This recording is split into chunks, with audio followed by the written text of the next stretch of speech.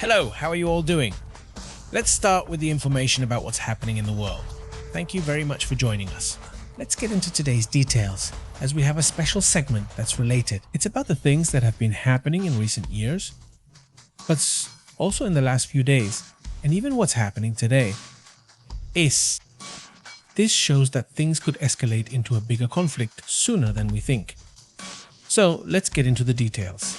Obviously, this is an analysis which is good, as it adds to all the news, all the reports, all the analyses we see every day, and to our own investigations.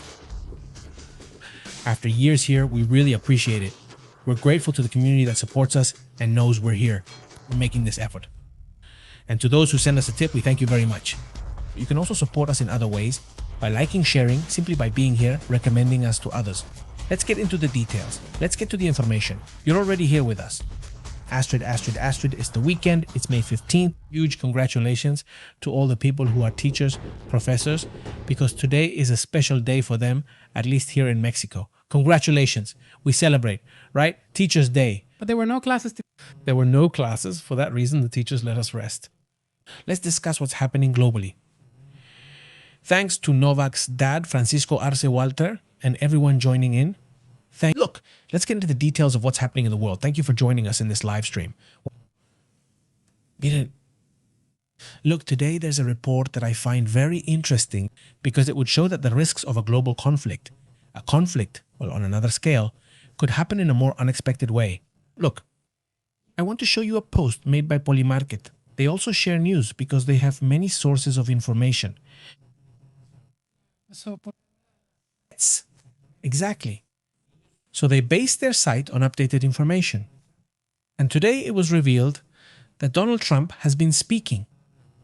Donald Trump's government has been talking to chip manufacturers in Taiwan and telling them, hey, start moving to the United States. Because when he finishes his term, when his administration ends, China might possibly invade them. It's like he saw something. He talked to Xi Jinping, but he's telling them to get ready. Move production to the United States, or at least get out of Taiwan, because obviously the situation is going to get complicated. Right now, Trump says this, and he says it very easily. It could also be a way to negotiate just to increase investments in his country. But in the end, it also creates instability and increases the likelihood of a conflict. China. A direct military confrontation between the United States and China themselves. That is one of the conflicts and one of the signs that could lead to a global conflict. Maybe in the future, perhaps sooner than it seems. What else are we seeing here, or what do you see here on this topic? Well, yes, it was a visit, that Trump apparently, appearances matter, right? They seem to get along well and had a good relationship. But there are still many unresolved issues between them, like the issue of Taiwan, where also, even though China, first day, the first areas that came together, it started this warning that if there were a war, the situation would get ugly between the United States and China. But at the same time, Xi Jinping asks Donald Trump if he would defend Taiwan, and Trump doesn't answer. He doesn't answer. He stays silent. This is a sign, that would show that the United States doesn't want to, maybe, or at least not with Trump's administration, defend Taiwan's position. Taiwan must be on red alert. It must be analyzing this possibility. And in the end, Taiwan's strongest card is the United States. Their preparation can be whatever you want. But also, we have to observe how for some time now the United States, especially with Trump, has been moving away from certain issues, from certain interests. They want to shift the technology side away from Taiwan. The United States wants to be the one producing those chips, and that's an issue. That's also part of the competition, right? In the end, Taiwan could become a sort of exchange between China. And it's a very worrying issue, I imagine, for all the Taiwanese who are also making their own calculations. But it's not just this. Look, let's move on to the next point.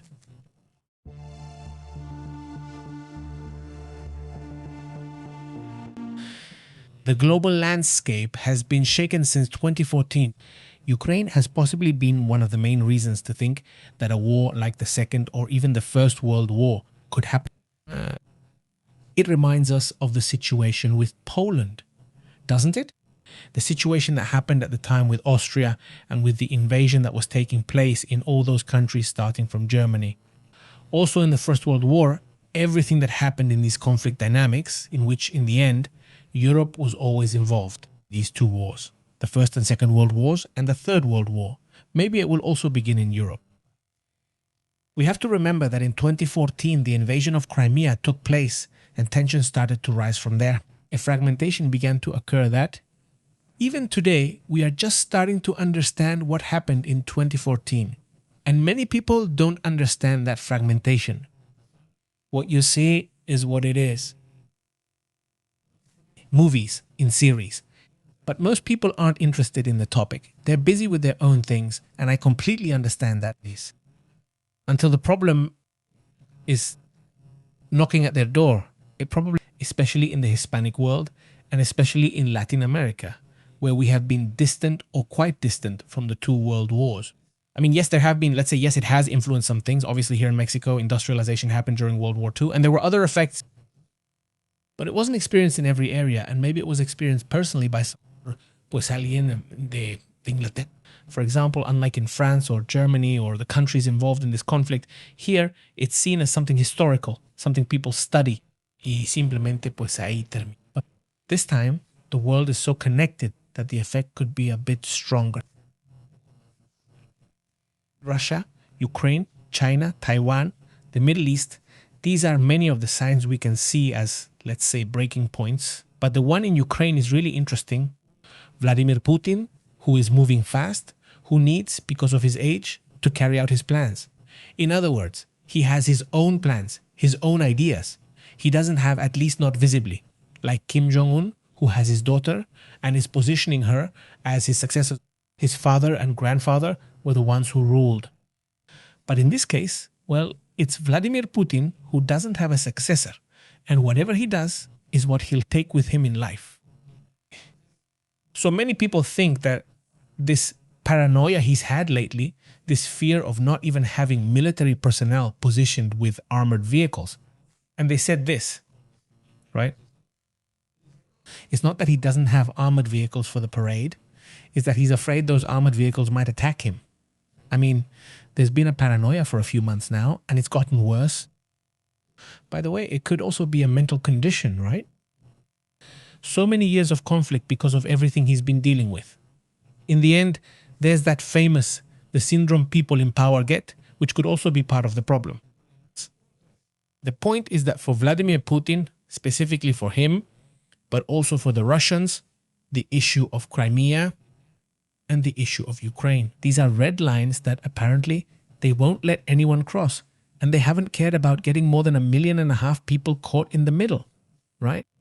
They have lost their lives because of the isolation they face and the whole situation that you and I already know about. The problem is that this isn't a war they can win, at least not with the way things are right now. There's no way. I mean, even the Russians themselves, even Russia's own critics have already pointed it out, right? They want this to end already, but there's still the nuclear bomb, right? Or the nuclear bombs. I mean, there is a way to win it, but it would be so destructive and so complicated that maybe it's just not worth it. For Russia, then, because this could possibly trigger a third world war, so we're basically saying that the only way to win it is to go into a global war. Right? Exactly. Well, at the end of the day, it's a topic that every time we see Putin get nervous, he brings it up. We were talking about it the other day, that on Monday or Tuesday, he brought out the Sarmat nuclear-capable missile, which, well, basically can reach any point on the planet if he wants to.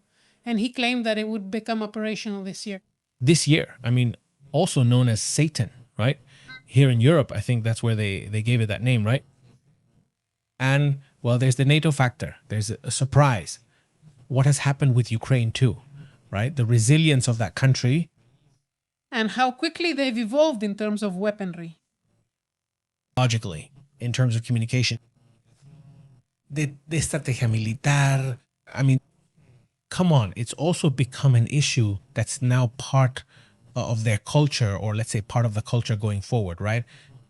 Now it's about the military, about strategies. They're even making it easier for innovators so they can keep advancing in warfare. And to be able to export, to bring to other people, to other parts of the world, the defense systems that they are developing. Yeah. And basically, they're becoming like a kind of Israel, so to speak, an Israel 2.0, a European Israel, not in the religious sense, but in the strategic, military, intelligence, and all that. Interestingly, the president is Jewish, right? Oh, that too, also, yes. Yes, and there's also a pilgrimage some Jews make to Ukraine, which always draws a lot of attention. It hasn't been talked about much in recent years because it's difficult now with the war. But anyway, the question is, how does that work? There is a pilgrimage that started in Ukraine, a sacred place. I can't remember the name right now, but it's done every year. Obviously, there have been difficulties lately because of the war. Suppose there's a connection between those two countries. Yes, that's interesting too. And it's also part of the analysis we want to discuss with you. Right now, there's this so-called fragmentation.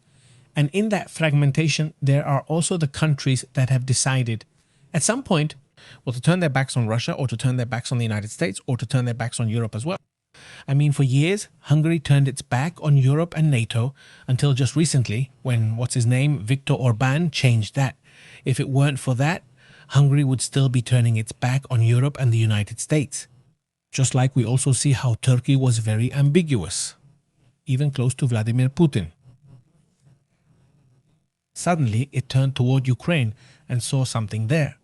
Erdogan, who, by the way, is a very clever figure, right? He saw something in Ukraine and suddenly decided to support and get closer to them.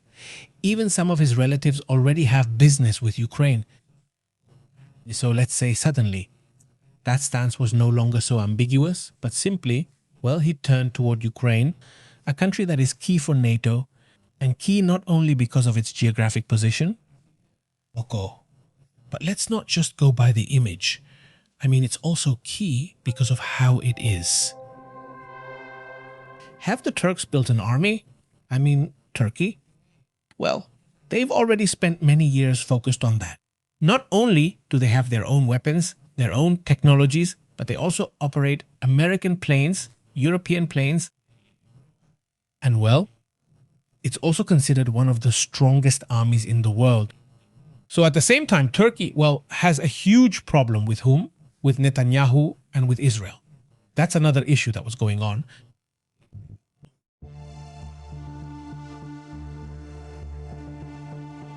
Also, on the other hand, the factor, let's say, beyond what's happening with the war in Ukraine, that's a separate issue. Leaving that part aside, the other signs we see are that Russia has been testing Europe for years now. Every day, or almost every day, we hear about planes flying over the Baltic Sea, over NATO territory. We see how ships suddenly appear on land out of nowhere, right in England. Drones flying around in certain areas. Russian drones, not UFO drones, but drones that suddenly appear in places like the Baltic Sea. In fact, this morning, I was telling you how Lithuania's prime minister was brought down precisely because some Russian drones entered their territory.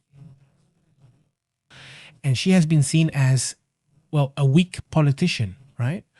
So, well, that's also an important part of what's happening right now, isn't it? Yes, it's an issue that has caused a lot of annoyance that they managed to get in, because at the end of the day, they share a border with Russia, and the lack of air defense preparation in this area was evident. Although those drones, the idea was that they thought they were Russian, but it turned out they were Ukrainian, but they had been manipulated in such a way. That's what at least the Minister of Defense of Ukraine explains, that they had been sent toward Lithuania. The problem is this defense. In part of the country, they aren't able to detect when drones enter. And besides, they crash into an oil depot. Which is also technology that both countries have been testing. Countries that, from Ukraine or from Russia, control the other drones to send them in one direction or to bring them down or simply to send them to a certain area. So they weren't planning to attack. Nowadays, there's also talk about another topic, which is NATO.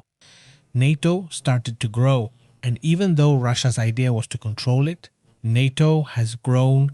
Sweden, Finland, they're part of NATO.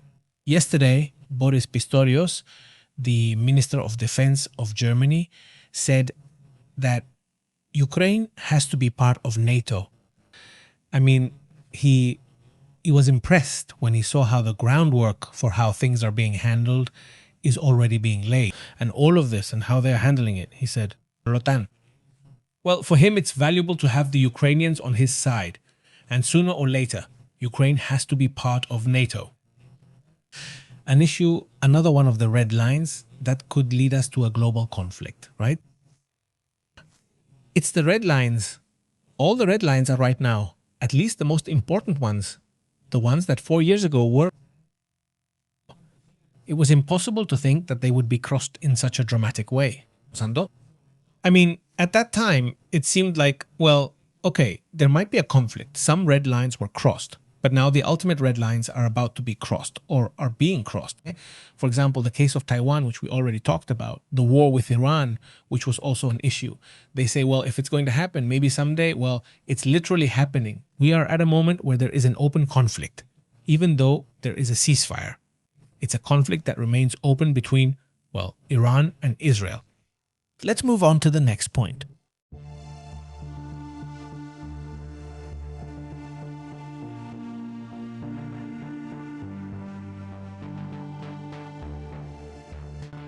There is, well, a conflict that has clearly taken over all the news in these past weeks, which has been the main topic. The war that started last year, 2025. That's where the lines were crossed. That's when it was said, well, okay. Iran is also a factor for a world war in this case, unlike Ukraine, unlike the issue of Israel in the war with Iran. There are some problems or red lines that haven't been crossed so far, despite what's happening. What are those red lines? Well, for example, if Iran were to attack the United States or carry out such a disastrous attack in Israel, that it would now become an open war with troops, where this could escalate to another level. Hasn't been crossed. And we also haven't seen truly active participation from Russia. I mean, where you actually see Russia involved. And sending in its planes, no, that's not being seen either. We're also not seeing China saying, don't mess with Iran or else. In other words, Iran has been left alone up to this point. And that makes you think that their calculation is really that maybe one more escalation would be an escalation that leads to global war. We also see China saying today, well, yesterday, sorry, when all this report about Donald Trump and Xi Jinping came out, that they agree Iran cannot have nuclear weapons, and that also kind of calms things down a bit. What is also clear is that the Ayatollah's regime, if it survives all this, which it seems it will be much more intense.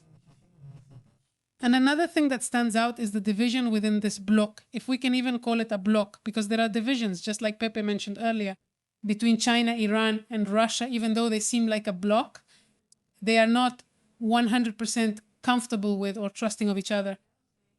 Abbas Agarashi today said, thanks, but no thanks to Vladimir Putin regarding the proposal that he would take the enriched uranium. And he said this at a press conference. That was interesting. Now is the time to reach that conclusion, to reach a deadlock. I mean, they are not willing to hand over that amount of uranium to Russia. Well, Russia, for those who weren't present in that report, offered this weekend, if I'm not mistaken. Yes, it was May 9th. They offered to keep Iran's enriched uranium and safeguard it. And if at some point Iran needed it, then they could return it. But anyway, today they're saying... I mean, what the Iranians have shown is that they don't want to be treated like little kids. I mean, they say, look, we're a country that, whether you agree or not, they feel like a country that has military power. I have my doubts about them being a power abroad, but they do have a very interesting geographic advantage. And that advantage comes from having lots of mountains, from their position, they can basically shut off the world's oil supply. At least 20%, which is a lot. And the gas and all that. That's enough for them to put pressure. They have the capacity, let's say, for extortion, but they don't have the capacity, at least so far it hasn't been seen, to operate openly like an army. What they can do is create a disruptive problem for you, like suddenly having maybe 1,000 soldiers. That's what's being done. When the war started, they said, let's see if things start to happen, like sabotage or strange things in other countries. Oh, I would bet that many things we suddenly see in the news, like something caught fire or something like that. I don't know. I feel like it has a lot to do with energy. Or like the other day, we saw it in Venezuela, twice in Mexico, several times in the United States with refineries that also catch fire. Even in Australia, we know there have been cases, situations. Maybe it's just a coincidence. But what do you see? Since Iran has certain forms of support, if that's what they are, they would have certain capabilities to mobilize. But no, it's not open. It's not clear. It's not something that would trigger a global war, at least not right now. In that sense, Iran.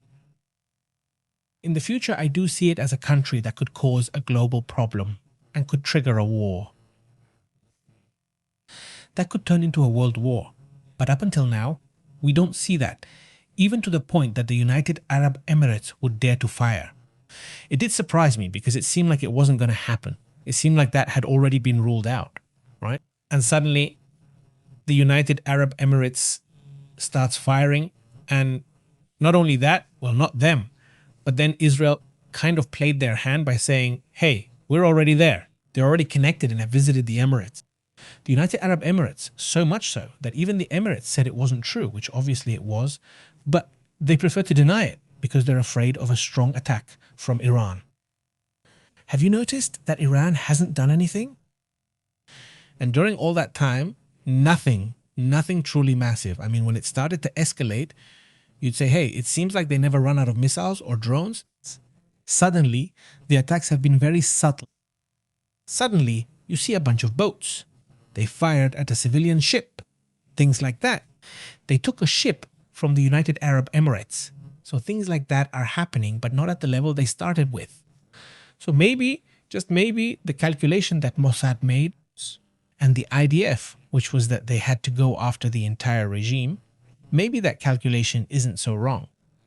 I mean, there's some of the intelligence agencies, especially Mossad, that are among the most advanced out there. The calculation of going against the regime might be something the Israelis are considering, even doing it alone.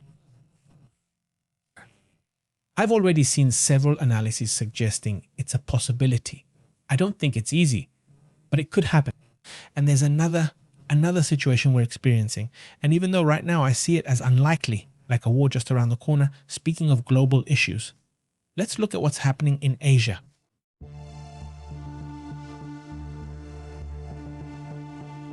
When the drone incident happened, this one, not The South Korean one? Exactly. I mean, South Korea launches a drone, and from one day to the next, we go from saying no. I mean, North Korea, South Korea.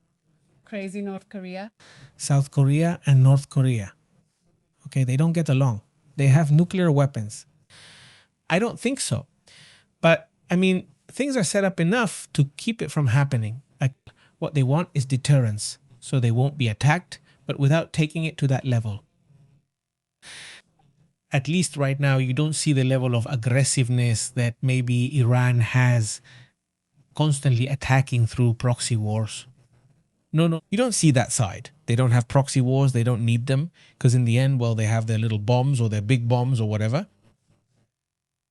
And they prefer deterrence, and that's it. But one day, suddenly they say, hey, there's a drone here from South Korea. It turns out there really was a drone from South Korea, and it turns out that South Korea, under its own interests and a crazy president they had, South Korea, the democratic country, almost sent them to war. I feel like that's the kind of mistake that could happen right now with Korea, with the Koreas, and with this whole region. Sanade Takahashi, who raised tensions with China. Also suddenly, out of nowhere. Well, I don't know if it was necessary or unnecessary, but things also escalated a lot with China, with Japan, in a way that surprises you. And again, from the democratic country, the peaceful country, supposedly it's where they launched this operation where Sanade Takahashi says, well, if they do something to Taiwan, we are going to go defend it. Yeah, man. I mean, nothing is really happening. It's kind of unnecessary. You put yourself on that level by how you said it, basically saying we're going to attack them. If you attack Taiwan, which is, well, I don't know, it wasn't really necessary. But anyway, the situation escalates again. It's an internal political calculation and boosted Sanade Takahashi's popularity. It reshuffles Congress. And now she's very well positioned, very powerful and intelligent. She definitely is. Her strategy is tough. It's intense. And obviously, that really upset the Chinese. But what I'm getting at is that we're just a millimeter away. Suddenly, someone could make a mistake. Like what happened with this president, whose name I forgot, the president of South Korea, who launched this drone. Uncle, come on. We're just one mistake away from something like that happening. Luckily this time, Kim Jong-un was the moderate one, the one who didn't. Yes, the one who held back. The one who restrained himself. But well, things are, let's say, at a point where, well, there could also be something. All of this leads me to think about that movie by the Obamas, the one produced by the Obamas. Yes, where suddenly something breaks, something ends. You don't even know if it was a solar storm, if it was an attack from some country, or I feel like it was an attack from a country. I don't know how you see it. Yes, it seems like it's an attack from a block of countries. Exactly. It looks like an attack on a block. And that's what could happen when they're just saying in the United States, hey, there's this, we're going to build closer interdependence between the United States and China and the United States strategy. Now, is this interdependence in which we could even sacrifice Taiwan? But we're going to make a business deal to be solid in the future and not have to be fighting over other things. So to me, it seemed like, well, a weak position now for Taiwan in which, as Trump would say, they don't have it. Maybe the cards were the chips, but it seems like the chips aren't as key as maybe it was thought. I mean, the issue of oil for Iran, the issue of oil was the key. It was their trump card. And we can say whatever you want, but oil has been at around $100 for about a month now. And not even that has been enough to put enough pressure for the war to end. I mean, call it whatever you want, but the pressure is still there. And the craziest thing is that Europe doesn't even get involved. I mean, they don't step in. They say they're sending troops, and then I don't know if they never arrive or what's going on. But if they really wanted to be there, they'd already be there operating and opening everything up. They don't want to do it because the calculation they make, I suppose, is basically not to get involved in the conflict. Exactly. And well, when we go back to the Taiwan issue, when Donald Trump was on the flight from China to the United States, said they were considering whether to sell weapons to Taiwan. Immediately these comments, the US lawmakers immediately, a bipartisan group is pressuring for the sale of $14 billion worth of weapons to Taiwan. They are not holding back. That Trump is not going to be an obstacle for this sale to Taiwan. It's a topic that draws attention because after all, it's not just Donald Trump who decides, even though many times he ignores what Congress asks or says. In certain matters, Congress takes the lead. Look, between the Sino-Japanese War, what's happening with the Philippines and China, and all these issues, let's move on to the next point.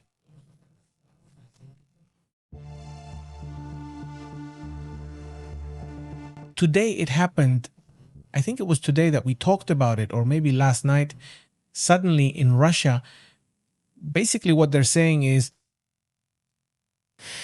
the Congress gives Russia a license to invade. I mean, they grant a license. To invade countries. To invade countries. So if they treat Russians badly. If they treat Russians badly or whatever, the same excuse that Trump would use, for example, with Greenland, like, hey, it's a very big, very rich territory, so for national security or whatever, but now it's going to be mine, right? So we're talking about the same thing again, right? Just like the title of our video today. The fragmentation of the planet is leading us to a potential global war. But before we would say, oh sure, a world war is possible, why not? Russia against the United States, and in any case, China, Russia, Iran, and other countries against the United States, Europe, and other countries like Australia, New Zealand, etc. That was the logic all along. That was normal. That was what you saw in movies and what was normal in geopolitics. That was a reality. I mean, that could happen. Yeah. Right now, if you mention a world war, it's like, against who? Because we're not sure. I mean, we're not... Are we sure it's going to be the United States against Europe? Careful. Careful. I mean, China, the United States against the world or not? Like now, who is it with whom? I mean, that fragmentation, those alliances, and it makes me laugh because then I do know. I enjoy hearing many opinions. After all, anyone claiming to know the whole truth is clearly lying, right? I mean, I think it's totally valid to see different opinions, and so you end up doing your own analysis. But it makes me laugh because those who are really pro this or really pro that suddenly don't even know what to do anymore. I mean, suddenly those who are super pro-Russian, and then they see how Trump gets along with Vladimir Putin on certain issues, and suddenly they don't know what to do anymore. Suddenly those who are very pro-Russian are also very pro-China, and then suddenly they say, wow, but China isn't so close to Russia anymore. Now they're with someone else. Or suddenly it's like there's a short circuit in the mind. People who are very prone to extremism, right? I mean, going too far to one side or too far to the other. Nowadays, I feel like you have to be very open to saying it's not a matter of good guys and bad guys. No, it's not a movie. It's not a melodrama like La Rosa de Guadalupe or anything like that. But this is a much more complex issue where there are many stories behind it and many open wounds that remain for years. And also, there are ways and modes of thinking different from ours, right? Sometimes it's not easy to understand. For us here in, let's say, the Hispanic world, let's call it Latin America, that kind of way of thinking isn't really our style. Like, oh, okay, I have to invade because of who knows what. That's not really our way, you know? We invade in a different way. Culturally, whatever you want. With food, dances, I don't know. But I don't know. Joke. Japan managed to wake up after World War II. They did. Their image. They were the fastest. They were the bad guys, so to speak, right? I mean, when you still listen to the testimonies of the older people who were in World War II, they still have that vibe about the Japanese because... Yes, I mean all the Chinese and Koreans. No, I mean the Americans. Yes, I mean the people, the really old ones. You know, but that's because they obviously went through some really tough situations. The Japanese soldiers were very brutal. I mean, really, really, really brutal. And, well, now, you see, Japan as a country, and it's very, very, very beautiful, obviously. But what I notice is that they changed their image very quickly. The Germans are still struggling a lot, even now. In the 80s, movies often made them the villains. Yeah, well, and still, right? Even now, I mean, just saying, it was Quentin Tarantino with that movie about the Nazis. And then there are a lot of video games where the world fights against the Nazis. Come on, that topic just keeps going and going, and it's still there. They still haven't managed to truly change their image to the point where they've even banned related things. In video games over there, they have to remove certain elements and everything because that whole situation still hits a nerve, so to speak. There's another topic that, well, we'd have to move on to a completely different matter.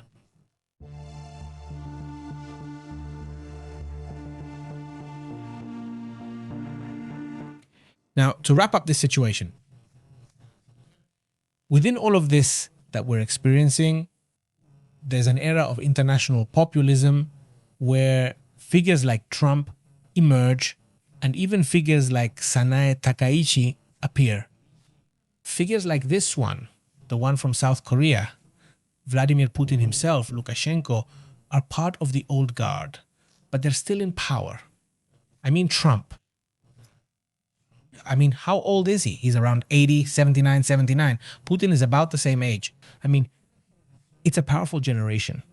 A generation that has stayed in power for a very long time and thinks like people from another era and still believes that's how things are and that's how things will be. Xi Jinping himself also comes from a very tough history in China, where even his own family suffered through all those changes in a very harsh way. And then he is who he is. He is part of that system. He is the leader of that system. I mean, that's the story. He is particularly very, very interesting because he shows a very strange character. Honestly, You know, he has something planned behind the scenes. that he has a plan behind it. Exactly. That's what I think too. I mean, but all these characters, even Trump himself, I mean, when you look at his history, you see that even though he wasn't president, he already had very clear opinions on many topics, and he still has them today. So you see how Russia isn't looking toward the USSR, but rather toward the era of Tsarism, a Russia focused on that topic. A Europe that didn't learn from the First World War or the Second World War and still hasn't learned. I mean, do they need a third world war to learn to be independent and self-sufficient enough? Because they still depend on others. It's impressive. After 2 wars in which they had great needs to be able to end the conflicts and whatever else, they're still in the same situation. The same. I mean, well, maybe Poland is the one that has learned the most. Well, yes, Poland, yes. They say they've really stepped up, as we say here in Mexico, about this topic. So much so that, well, it's one of the most prepared armies. However, even so, I still think it's not at Ukraine's level. The other day. No, not even Russia's. Quite. But the other day, I was telling you about the military exercises that took place between Sweden and Ukraine in a NATO exercise where NATO lost terribly 3 times. And very quickly, Ukraine basically used drones to give them such a beating that they said, we have to study this again because they didn't understand the war. It's already surpassed them. They didn't listen to the saying, if you want peace, prepare for war. They stayed stuck in their ways, as they say, with olive eyes. I 100% agree with you because what you can have the best army in the world, like, I don't know, let's say, or like they claim to have, because they don't really have it. Like Turkey claims to have, like China claims to have, all countries say they have the best army. They have no experience, and without experience, it's nothing, absolutely nothing. We just saw it in that exercise last week. It was carried out by Ukrainians against NATO. Like you said, they ran the simulation 3 times. 3 times they did the war drill, and all 3 times they won. But by a huge margin. The Ukrainians didn't know what to do. They didn't know anything. They were just playing around. And these are countries that are supposed to be super prepared, first world, whatever you want, but they're not ready for a NATO conflict. That's also why Vladimir Putin jokes about it. Because he says, well, yeah, I might have 1 million fewer people, but the ones who are still alive are fierce in war too. I mean, the ones who survive this can wage war and tear you apart anywhere. I mean, they're already hardened, and the Ukrainians even more so. That's why Pistorius said yesterday, we need the Ukrainians, no matter what. I mean, imagine if things change in Ukraine, and Ukraine says, you know what, now I don't want to anymore. How dangerous would it be if they didn't want me all these years, and now look, I'm going to make an alliance with Russia and everything changes, and you realize that, no. Now, I mean, there would be a twist, but it would be huge if Belarus, Ukraine, and Russia were together. I see it as difficult right now, obviously, because there's too much hostility, already 4 years of war. No, I don't know. It's not easy to forget. No, but also the constant rejection. No, not to speed up the process to join the European Union. So because of that, maybe they won't need them anymore. I mean, I see that NATO needs Ukraine more than Ukraine needs NATO at this point.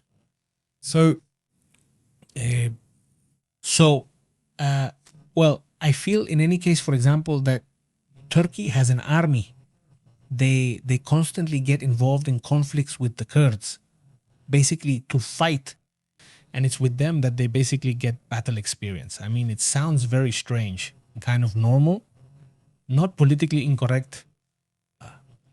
But the countries that are at risk of conflict have no choice but to take action. I mean, more than just getting involved in conflicts from time to gain experience, basically. I mean, it's either that or you end up like countries are right now without knowledge, without knowing what a conflict is, what a war is like. And well, in these times, it's going to be necessary, especially for Europe, which is the part I see as the weakest, let's say Poland. In any case, they've invested in it, but they still don't have any real experience up to now. No, if they had gotten involved in the conflict, at least like the Koreans did, not just saying, look, the North Koreans, no, I mean, we don't want to fight with you. We're going to be in Ukraine. We're not going to invade.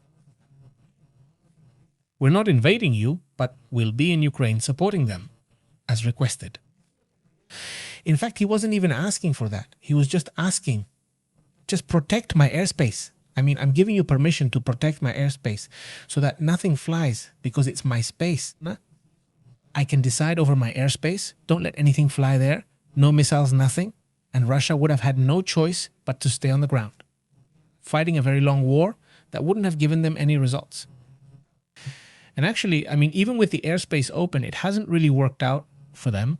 But the Europeans didn't do it. And that made Ukraine stronger over time, right? Over time, they had to learn how to defend themselves in the air.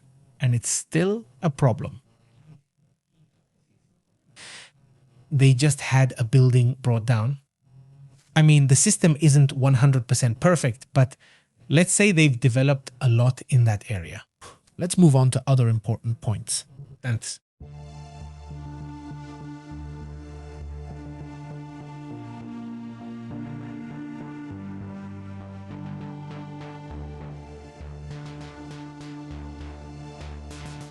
And there's the last factor. Well, the last factors, and we could spend hours here looking at different points. One of the factors we've also seen is the military industry.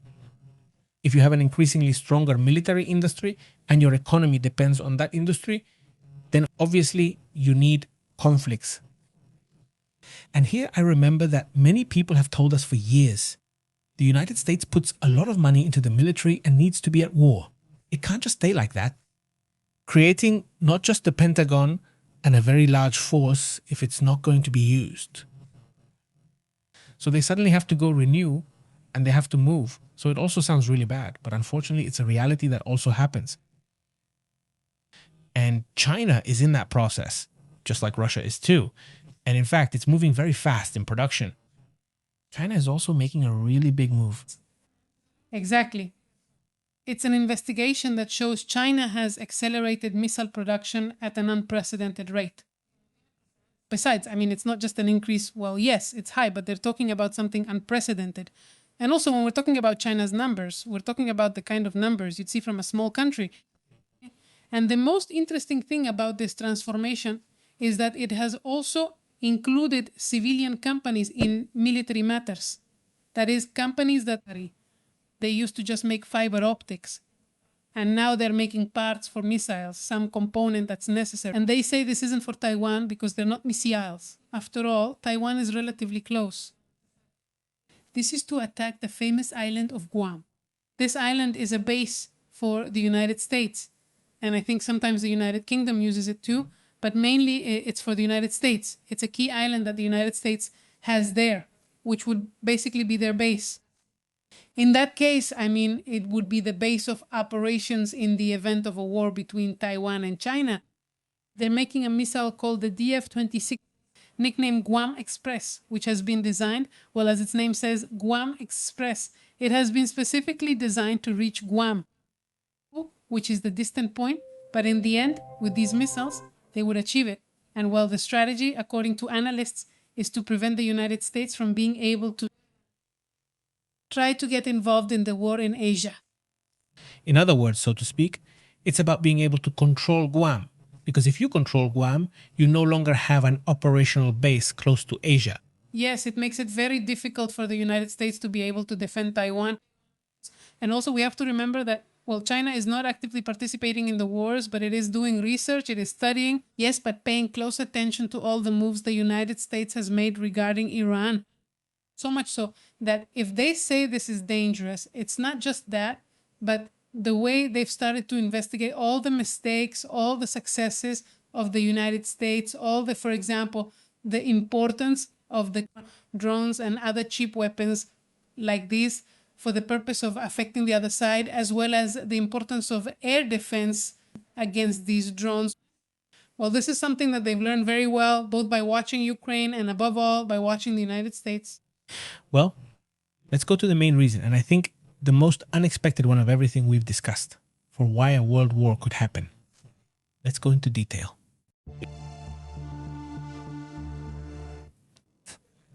Maybe the reason for it being a world war, or the real reason, is how it happens.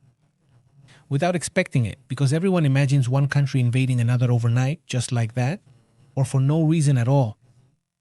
But there is one coincidence, so to speak, a so-called coincidence, in quotes, like what happened in the First and Second World Wars. They had 2 years of recession at that time. I mean, the First and Second World Wars had their different reasons and whatever you want, but they shared one thing, an impressive similarity. Before each of the two major wars, there were strong economic recessions, and this started to create a crisis, an economic crisis. What led to a war breaking out? For example, one of the problems that was created, or that Hitler sold at the time there in Germany, was blaming foreigners and Jews for their crises. That's not their fault. Blaming them empowers him. And with that, he realizes that if he can conquer Germany, then he could conquer other countries as well. Politically, he conquers Germany by creating extreme polarization. And that's what we're seeing here. So right now, we see that the more crises there are, the more polarization there will be. And that polarization, sooner or later, leads to conflict. The First and Second World Wars were the same. And now, it's what they're saying. We're not in a recession, luckily, and that's positive from my point of view until proven otherwise. If we're not in a recession, the good thing is we can say, well, at least there's no recession, and things aren't so bad that there's prosperity in many of these countries, but not in Russia.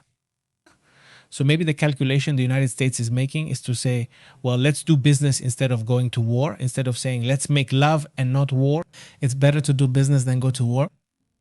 And in that sense, maybe, well, it could have a certain result. Maybe it's just an illusion. Maybe it's just an oasis, a kind of optical illusion that in the end leads you to something else.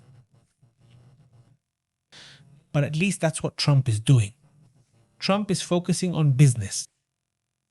If we go into a recession, if suddenly, for example, and how could we go into a recession? Well, the way we're going now, right now with the issue of Iran, with Hormuz and this whole system, Oil prices went up even more. Oil prices rose further. We'll see today's closing price. They say, check it. They say it also went down a little bit. Let me check to see if it's true. But look, oil is at 111. That's where it stayed. And until Sunday afternoon, that's how things will be. So the price is going to stay there. It won't move. And the S&P 500 did go down. It dropped a little because remember it reached 3,500. Let's see the percentage it dropped from one day to the next. Yes, it's a percentage. Look, it dropped 1.6% from one day to the next, just one thing. There's something that needs to be clarified. The previous day, it hit an all-time high.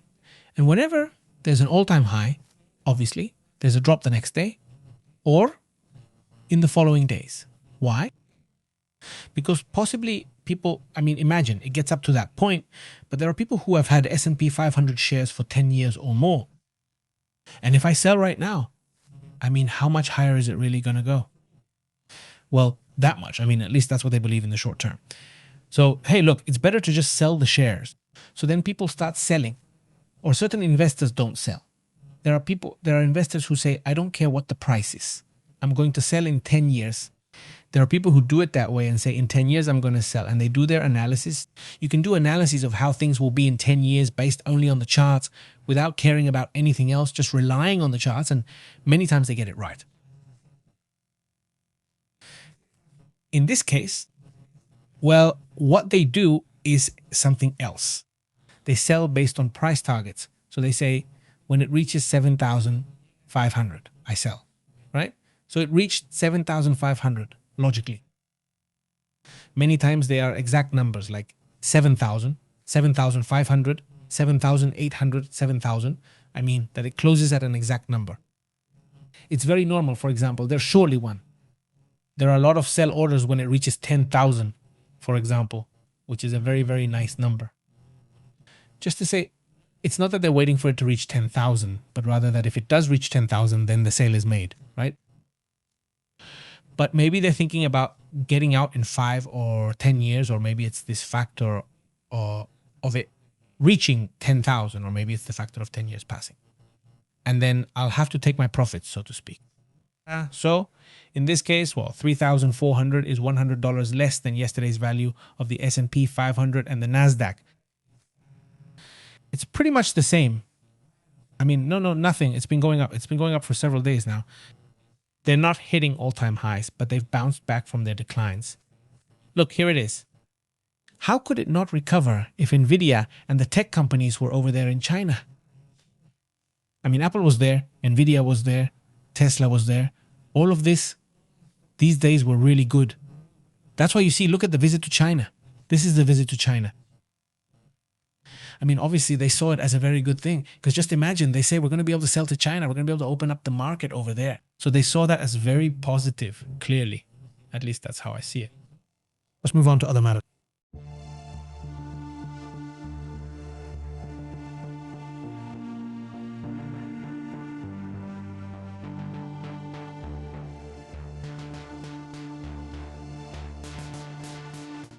Well, just a moment ago, Trump stated that U.S. forces carried out an attack against ISIS. U.S. forces eliminated Abu Bilal al-Minuki, who is the second in command of ISIS over there in Nigeria.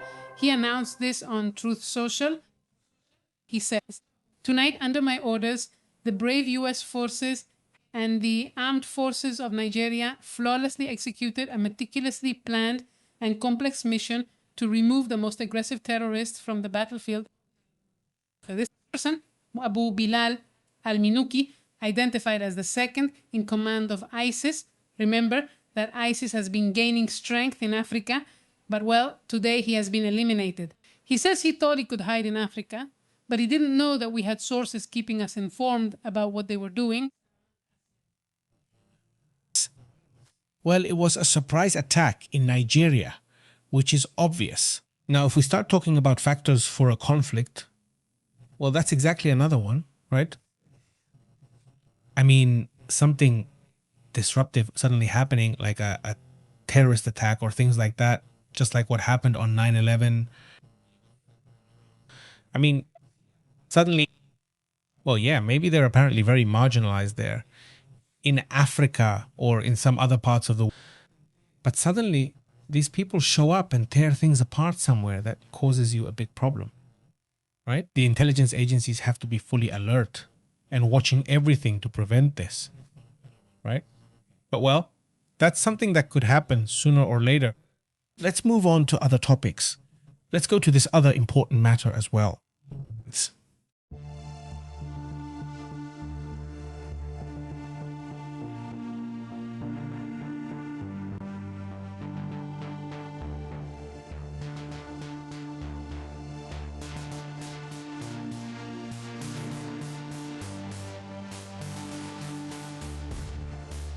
How have you been? How are you doing? Thank you very much for joining us.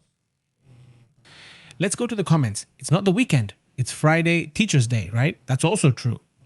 Well then, Congratulations. many congratulations. Exactly. It's obviously a very special day for many people. Of course, the teaching profession, the career of being a teacher, right? As they say, it's a very beautiful and noble career for so many people who dedicate their whole lives to that, to teaching, right?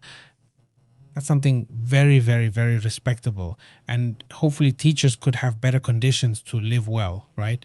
And so they can keep teaching us and all that, which is great. Pero eso apenas está empezando. And since education has also changed, the way people are taught has changed too. For example, the tutorial aspect, the tutorial factor, I feel like that's something. And also the ideas a bit, but that's just starting. Tutorials have existed for years. And if you didn't understand something before, there were no other options. The only option was to look for it yourself in books. But suddenly, a lot of teachers started to appear, not necessarily experts in the field, but very good at communicating in how to solve a math problem, in how to understand history and make it a little more fun. And you start to realize that education can be very fun.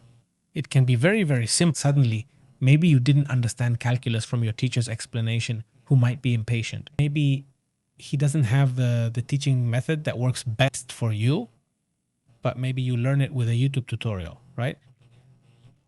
And to me, that seems like something that is a turning point for global education, right? I mean, I've learned so many things that I never imagined I would because they required courses, complicated things, time that I suddenly don't have. And suddenly with tutorials, well, look, there you go. Little by little, you start learning things and you start expanding your knowledge and your tools, right? Greetings to Armando Antonio, who says China won't invade Taiwan. They know that sooner or later it will reunite, which is good. That would be the smart way to take it back, which would be through political parties. We have to remember that a few months or weeks ago, one of the leaders of the opposition in Taiwan visited, and well, she gave a speech and everything, and you can see how little by little they might start regaining that strength.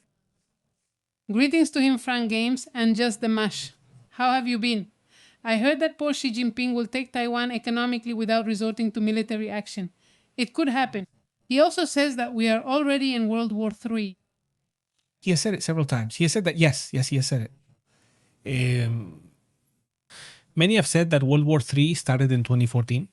I mean, when Crimea, that's really where World War III begins.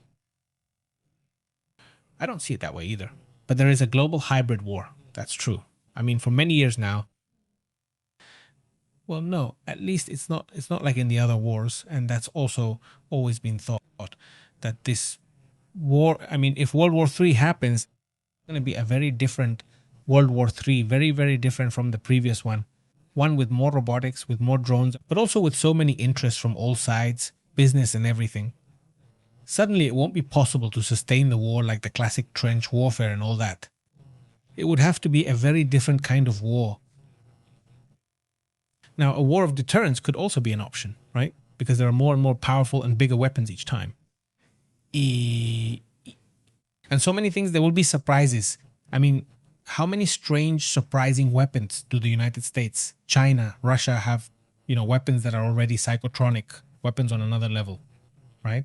I mean, apparently they were tested in Venezuela, in Havana too, right? It's Havana syndrome and all that. Those are also little things that are basically tests, right? They're tests showing that they're preparing for another kind of attack. Greetings to Alex. How are you, Alex? He says, right, but here we are. Sometimes I don't comment and just listen. Alex says, greetings to Alex. Hello, Alex Flores. How are you? Good evening. Diego says, can you congratulate me if last week I taught my dog where he should do his business, even if he doesn't listen to me? Ha ha ha. And you did it. And it's quite a process, that whole thing about teaching them. There are dogs that are super smart and learn very quickly. There are others that don't. And honestly, when it's the only dog, you're always going to struggle.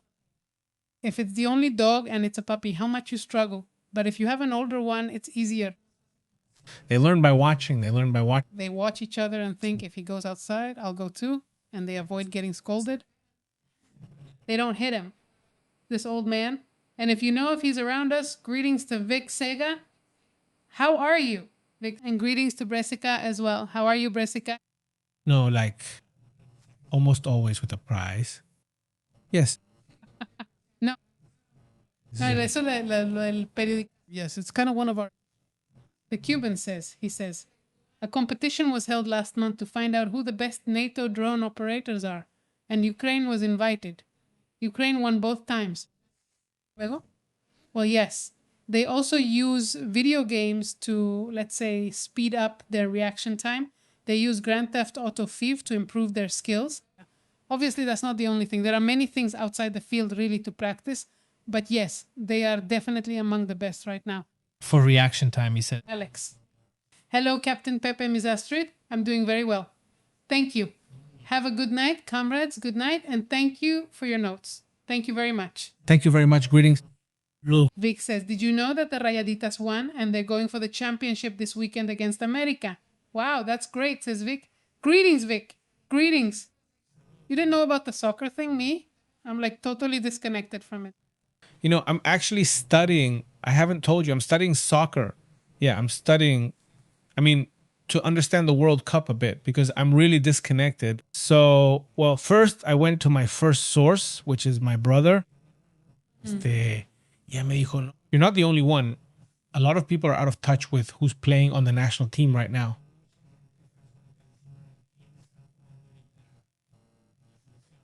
Porque no tienen esa personalidad that players from another era had, right? I mean, for example, what really got me thinking, and I found it very interesting. He said, who's appearing right now in the soccer commercials? You mean celebrities, right? Yeah, but there isn't a single one from the new national team. I mean, it's all the old ones like Sage, like Luis. Luis Garcia. Well, Ochoa, yes, I think he's going como en tercer puesto de goalkeeper or something like that. But I think he's going.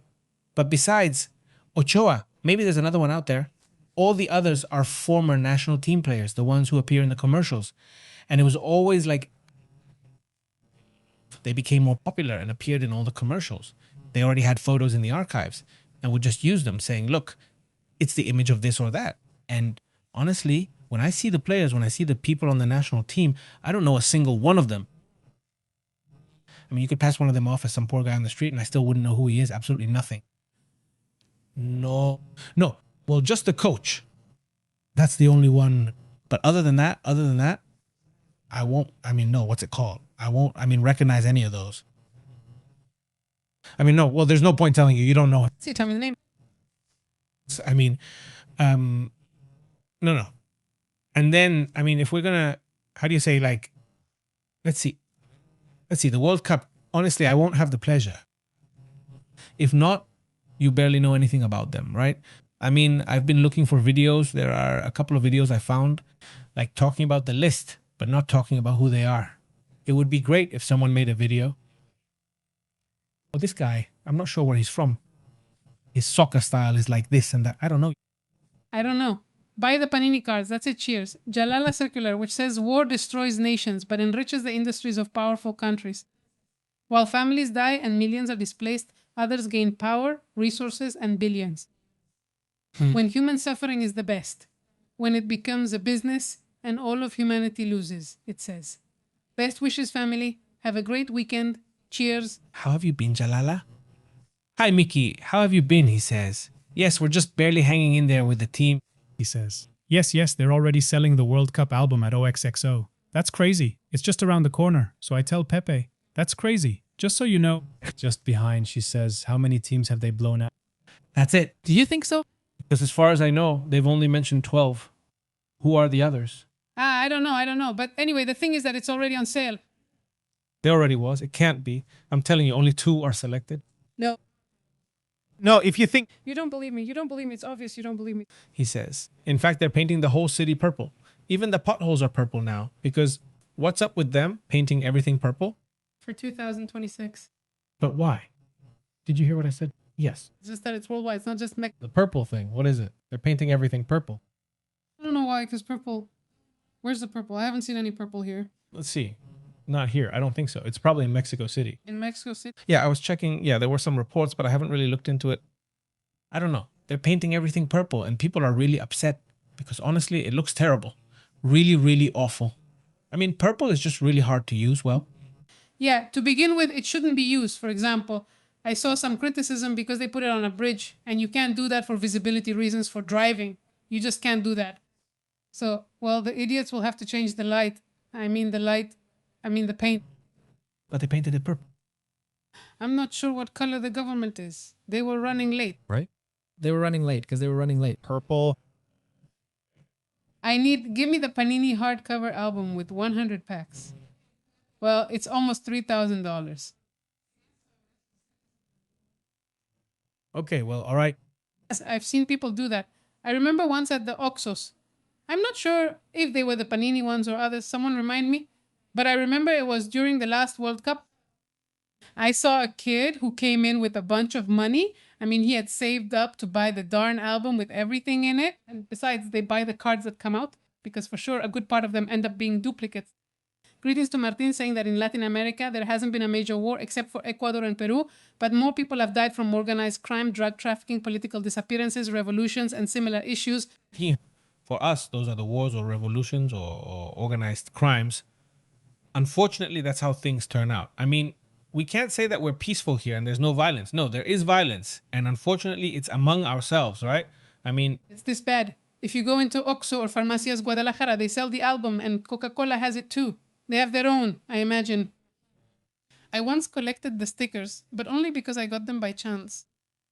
But it was when I was actually interested, when the players were really popular. Garcia was there. It was a whole crew of them.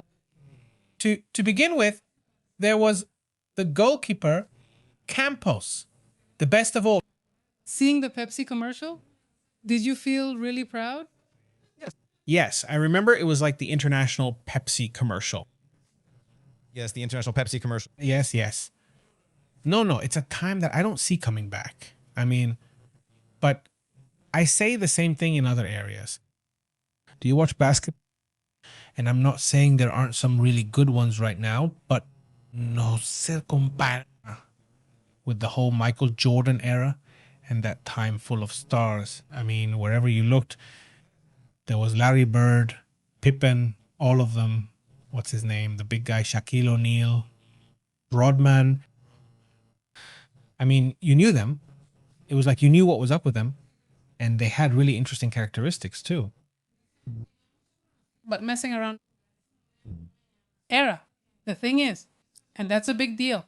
For an Argentine to say they're not interested in the World Cup, that's true. There are many people predicting a Portugal Ronaldo versus Messi match.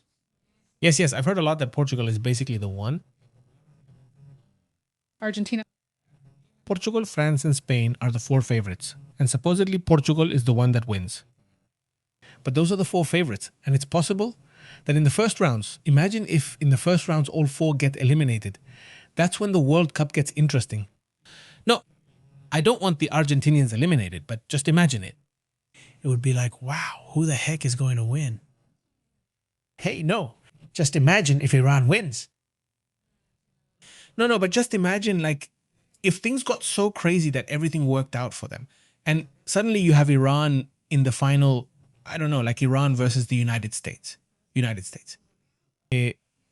That would be the highest ratings in soccer. No stars or anything. But just for the morbid curiosity. Greetings to Edilcia Sendeño. How are you, Edilcia? Edilcia, greetings also to Nia Dia de Quien Soy. It says the stars this year are Pelé for Brazil, Maradona for Argentina, and Morena for Uruguay, etc. Greetings, Nia Dia de Quien Soy. Sportivo. So for those here who are sports fans, I mean, who like to watch professional sports, what do you think has been the biggest surprise, the most shocking one in sports? Like when you say, no, this is going to happen, this and that, and suddenly it takes a turn and it doesn't happen because, I mean, there have been surprises in boxing and things like that, right? Like, oh, well, him. But you know that even a stroke of luck can make you the champion.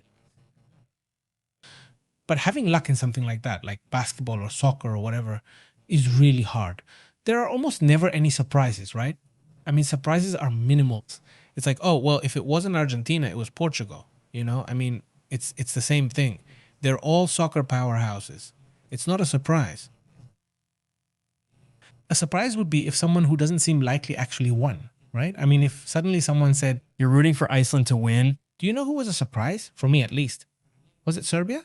Who won that World Cup recently? Well, a few years ago. One of those countries from that area. I don't remember which one. Let's see, Croatia, right? It was Croatia. As far as I remember, yes. Let's see if someone remembers, right? But I remember it was like, well, at least someone different. Let's see if someone knows. It says, okay, they say in boxing, yes, you do see surprises. Boxing is where there can be the most surprises. I mean, it's contact. right? Because suddenly, with a lucky punch, like I said, or a really bad strategy from the other guy, and suddenly you didn't imagine it. No, who was it? No, actually, it's always the same countries. Always the same. It's France, Germany, Spain, Italy, Brazil, France, Brazil, Germany, Argentina, Italy, Argentina, Germany. Brazil. I think they reached the final. Yes, but no, really, it's always the same ones who win. Yeah, it's unfair that I don't get to play. He says Italy didn't make it. They sent him for Pasukas and Atsevi. And besides, I mean, the funny thing was when they offered them the chance to go instead of going to the US government, that happened, right? And Meloni said, no, thank you. We've already won the World Cup several times. We don't need to go. Greetings, Roberto. Does Marilena say it or not? it was second place. Croatia came in second place. Ah, okay, yes, imagine that. But second place. At least it was a surprise that, okay, Croatia in second place. But yes, well, but again, we go back to the same thing. There was no surprise. No, Croatia lost. I mean, Marilena says, nowadays there are few well-known soccer players. I also like soccer. I hope we have a good performance in the matches. Regards, Marilena. Regards. I hope so, Marilena. I really hope so. So it could be an opportunity for new players, right? All over the world. I mean, suddenly stars could emerge, right? You suddenly notice someone plays well. And just like that, their career takes off again. I hope they hear you that two of the people wanted from Rocha's team have already turned themselves in the United States. While the Secretary of Finance turned himself in, he surrendered. I mean, he said, tell them I'll turn myself in and make a deal there with the United States before they catch me here and make me disappear, I think. Yeah, I mean, just imagine, this really is surprising because in the end, well, we're seeing how things are. One thing is for them to come and take you by force or accuse you. And another thing is for people from your own close circle to go and report Rocha. And well, with first-hand information, of course. Secretary of Finance. Think about how much information the Secretary of Finance must... No, he won't have everything stored and recorded there. That's two. Yes. Yes. Armando Antonio. Everyone forgets about the new players who are joining the game. They come from unknown ships and have gray skin. Greetings, Armando. Greetings, Armando. How are you? Roberto Montoya says, that's how he says it. Diego says, Pepe, they're going to put tariffs on you if you're winning. I know, right? Maybe. By the way, today the president of FIFA came out in Iran to say they haven't given us the visa. The United States hasn't given us the visa. Not yet. Not yet. And I guess they were going there. Besides. Greetings to Eric Marino. He says, in the World Cup, there are no surprises, never in the final stages. It's always like this in the last minutes. Yes, that. It's like the same girl always wins Miss Universe, or the same guy wins the Oscar. He says you already know the winner. Greetings to Omar, who says tomorrow Gina Carano and Ronda Rousey are fighting. Hey, Ronda Rousey, I thought she hadn't fought in a long time, and she's gonna fight, and she's gonna fight you. And she has quite a long career. Yes. Yeah, for a while. Yes, greedy. I didn't know he was going to fight. He says Sondeño, he says Panama is in the World Cup. It's the second time. It was a surprise for many. Yes, we saw. Yes, we saw the celebrations. What else did we say? Haiti, right? Haiti too, strange, right? From another country. I forgot a small island, but it doesn't matter. No, that one also hadn't been there in years. Hadn't gone, yes. There are many surprises too. Many groups that hadn't gone before and now are going for the first time. Yes, many countries that are small islands that I don't even know. You don't even know they're a country, and suddenly they show up there. Well, that's crazy. Not crazy. That's how it is. It's cool. It's a very strange World Cup. A World Cup with an open war involving the host country. I mean, there are things like that. Several active wars. So all of that is kind of weird, right? Greetings to Doris Diaz, to Walter Osorio, Blanca Barcelo, also to Sector Oms. How are you? Greetings. And also to Adilson, to Fernando Gutierrez. Greetings to the community. Also greetings to Nova's dad, who they made. One day, around 1928, Mickey Mouse was presented for the first time in movie theaters in an animated short film titled Plain Crazy. Crazy. How interesting. And on a day like today, but in 1905, the city of Las Vegas, Nevada, was founded when 110 acres were auctioned off where the downtown area would be built.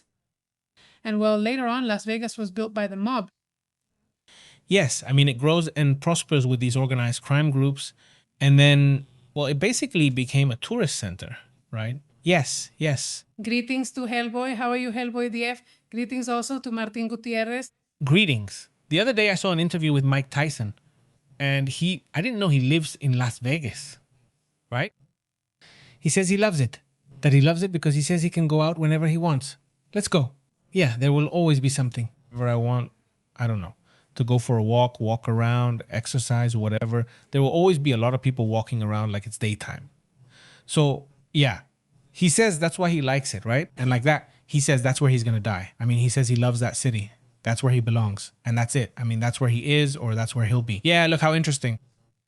Greetings to Luis Hernandez, who's watching us from Ecuador. He says, long live Mexico. Greetings. Hello, how have you been? Hello, greetings from Ecuador. Greetings also to Panterita. How are you, Panterita? Tapatía. Oh, Tapatía, don't be so quiet. Greetings to Gabriel. Is everything okay? Says, greetings to MT. She says, Mexico, we're arguing, but the topic of wars isn't ours.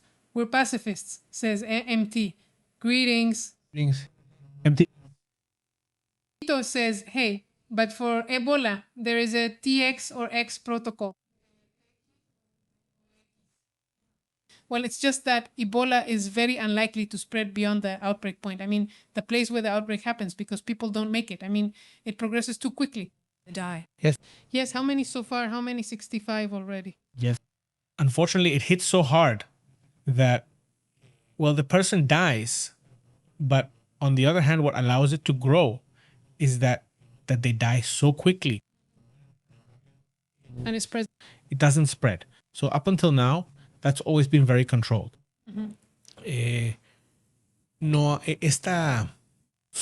This strain they have, their vaccine doesn't work on it. So that's also why they have vaccines. People. Yes, they have their. They got their vaccine, but it doesn't work. That's also a problem. Angie says, it's not that I'm uninterested in the World Cup, but this one doesn't excite me. Too much business and corruption. There's always been a lot of corruption in FIFA. I mean, but it does feel kind of empty. I feel empty. Yeah. Yeah, that's how I feel. Only people here in Mexico are really hyped. I mean, even the whole government is involved here, but I don't see much in the United States. I mean, I hear a lot of complaints in Canada. I haven't heard anything. Who's going to sing? Who's going to sing? Shakira is going to sing, BTS is going to sing, and Madonna is going to sing. I mean, are they... But is it at the end or at the opening? At the opening, that's what I understand, yes. So that's how it'll be in Mexico Vault. Crazy. I think, let's see what's going on, that it's going to be at the closing. In the final, right? Yeah, I mean, it could be. Yeah, well, Shakira. who knows how that's going to be? No, I haven't checked many things, but now... Oh, I don't get it. I already started getting ready, so I won't be so... In the end, right? Yes, at halftime at the end. So I won't be totally clueless about the World Cup. Well, it's a completely new generation, right? Almost all of them. Greetings, Adaiso. How have you been 19 in the final?